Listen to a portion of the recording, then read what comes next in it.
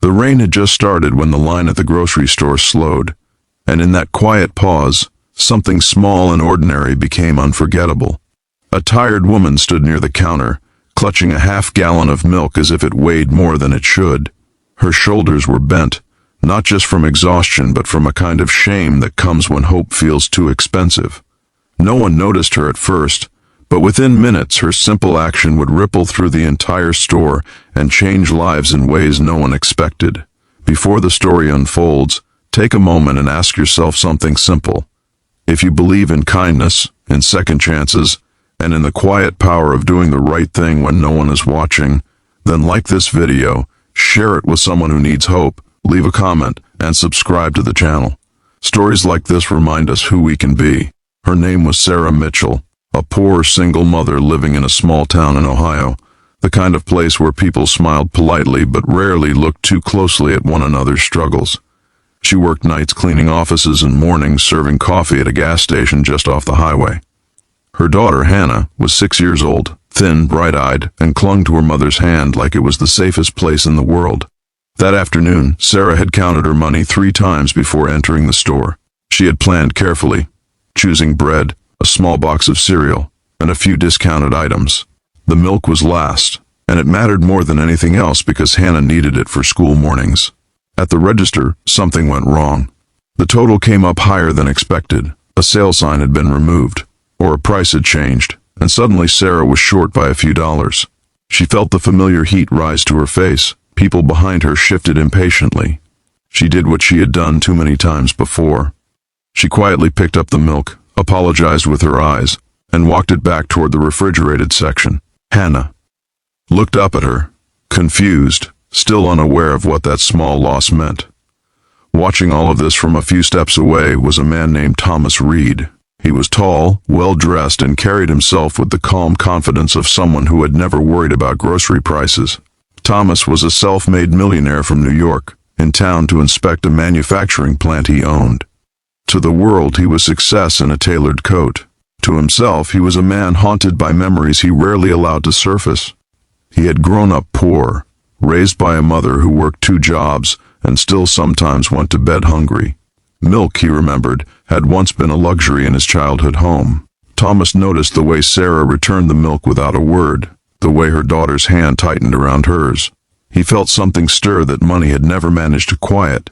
He followed them with his eyes as Sarah placed the milk back on the shelf, carefully, respectfully, as if it deserved an apology. She stood there for a moment longer than necessary, then straightened her back and returned to the checkout with less than she had planned to give her child. But Thomas did not let the moment pass. Instead of rushing through his own purchase, he stepped aside and spoke to the store manager, his expression calm but firm. No one heard what was said, but within minutes the atmosphere shifted. The cashier looked stunned. The manager nodded repeatedly. A few customers leaned closer, sensing something unusual unfolding.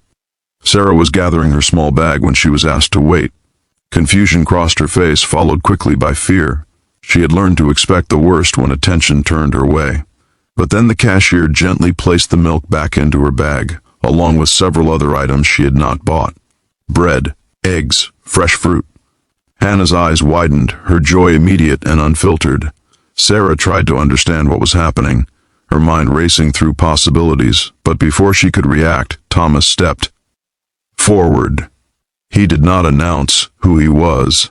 He did not make a show of generosity. He simply looked at her with a quiet respect that felt unfamiliar.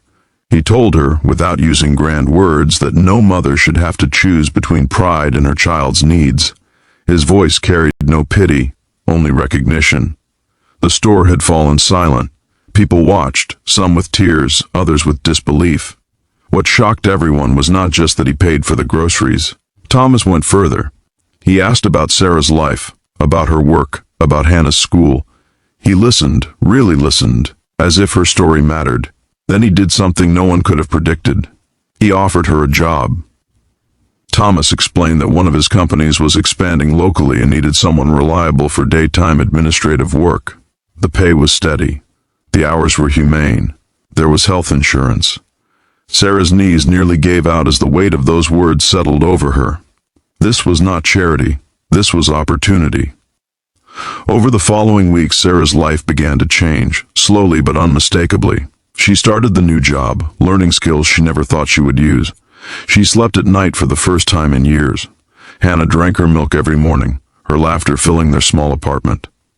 Thomas did not hover or seek gratitude. He checked in occasionally, offering guidance, never control. He saw in Sarah's determination the same strength he had once seen in his own mother. What no one knew was that Thomas changed too. The moment in the grocery store reopened a door he had kept locked for decades. He began funding local food programs, supporting single parents, and creating quiet systems of help that preserved dignity instead of eroding it. He remembered where he came from and finally allowed that memory to guide him instead of haunt him. Months later, Sarah stood in that same grocery store, this time with a full cart and a calm heart.